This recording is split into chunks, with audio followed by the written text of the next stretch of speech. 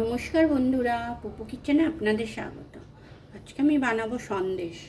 সন্দেশ বানানোর জন্য আমি এখানে নিয়ে নিয়েছি গ্রেট করা পনির, নিয়েছি গুঁড়ো করা কাজু, এখানে আছে চিনি, এখানে আছে শুকনো নারকেল আমি মিক্সিতে গুঁড়ো করে নিয়েছি, এখানে আছে কনডেন্স মিল্ক, আর এখানে আছে জায়ফল আর ছোটো এলাচ থেতো করে রেখেছি, আর এখানে আছে গোলাপ জল,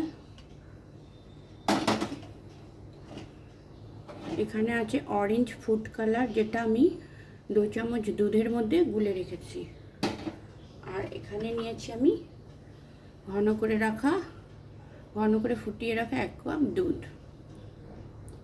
আমি কড়াইতে দুধটা দিয়ে দিলাম।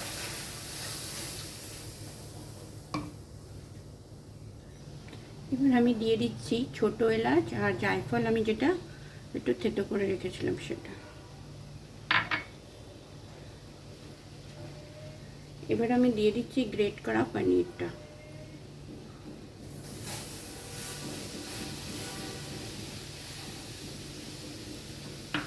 এবার আমি এটা নাড়তে থাকবো, এটা ফুটিয়ে আমি ঘন করে নেব। এবার আমি এতে দিয়ে দেব গুঁড়ো করে রাখা কাজু,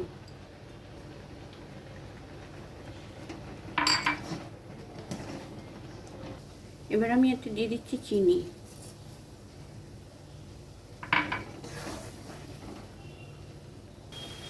এবার আমি এতে দিয়ে দিচ্ছি কনডেন্স মিল্ক,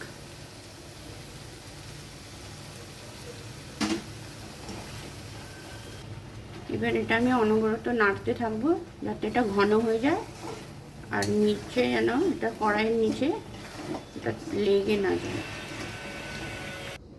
এবার আমি এতে দিয়ে দেব 2 চামচ মতো গোলাপ জল,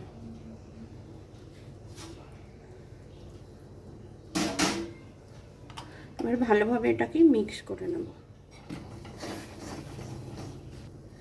এটা ঘন হয়ে গেছে, এবার এর থেকে আমি হাফ একটা পাত্রে তুলে নিচ্ছি,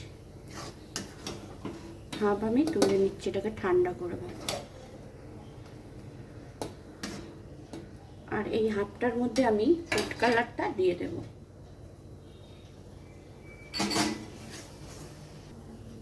ফুড কালার ভালোভাবে মিশে গেছে, এবার এটাকেও আমি একটা প্লেটে তুলে নিয়ে ঠান্ডা করে নেব। গ্যাসটা অফ করে দিচ্ছি। খুব ভালোভাবে এগুলো ঠান্ডা করে নিয়েছি। এবার আমি এটার ওপরে এই কালারিংটা দিয়ে দেব। কালারিং যে সন্দেশটা আমি বানিয়েছি সেটা আমি এর উপরে দিয়ে হাত দিয়ে একটু চেপে চেপে দেব। এবার একটা ছুরি দিয়ে আমি এগুলো পিস পিস করে নেব।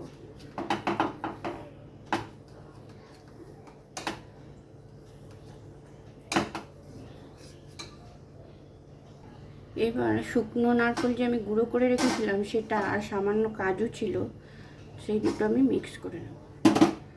একটা থালার মধ্যে আমি দুটো মিশিয়ে নিলাম। এবার সন্দেশের পিসগুলো আমি এতে মাখিয়ে নেব। এইভাবে আমি সবকটা মাখিয়ে নেব। তো বন্ধুরা, আমি সবকটা সন্দেশ এইভাবে বানিয়ে নিয়েছি। তৈরি হয়ে গেল ঘরে থাকা কিছু উপকরণ দিয়ে খুব সহজ উপায়ে সন্দেশ।